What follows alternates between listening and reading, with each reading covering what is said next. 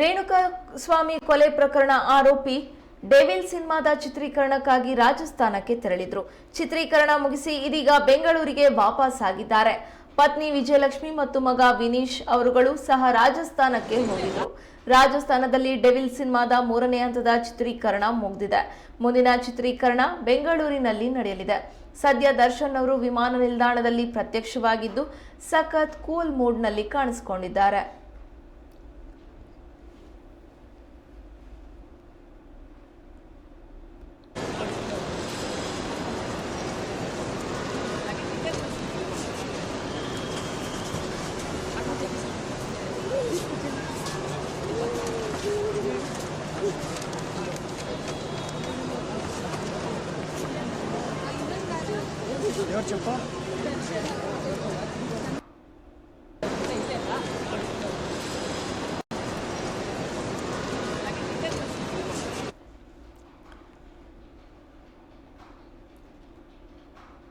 ಜಾಮೀನಿನ ಮೇಲೆ ಹೊರಗಿರುವಂತಹ ಆರೋಪಿ ನಟ ದರ್ಶನ್ ಡೆವಿಲ್ ಸಿನಿಮಾದ ಚಿತ್ರೀಕರಣದಲ್ಲಿ ಬ್ಯುಸಿಯಾಗಿದ್ದಾರೆ.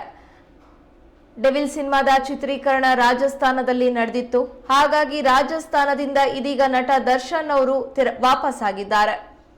ಚಿತ್ರೀಕರಣ ಮುಗಿಸಿ ಇದೀಗ ಬೆಂಗಳೂರಿಗೆ ವಾಪಸ್ ಆಗಿರುವಾಗ ಪತ್ನಿ ವಿಜಯಲಕ್ಷ್ಮಿ ಹಾಗೂ ಮಗ ವಿನೀಶ್ ಅವರುಗಳು ಸಹ ಏರ್ಪೋರ್ಟ್ನಲ್ಲಿ ನಟ ದರ್ಶನ್ ಜೊತೆ ಕಾಣಿಸಿಕೊಂಡಿದ್ದಾರೆ. ರಾಜಸ್ಥಾನದಲ್ಲಿ ಡೆವಿಲ್ ಸಿನಿಮಾದ 3ನೇ ಹಂತದ ಚಿತ್ರೀಕರಣ ಇದೀಗ ಮುಗಿದಿದೆ. ಮುಂದಿನ ಚಿತ್ರೀಕರಣ ಬೆಂಗಳೂರಿನಲ್ಲಿ ನಡೆಯಲಿದೆ ಎನ್ನುವಂತಹ ಮಾಹಿತಿ ಇದೆ.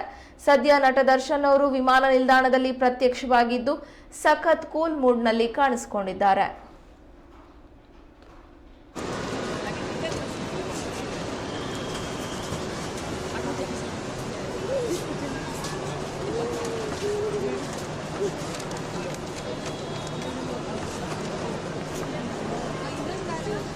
Your chappa.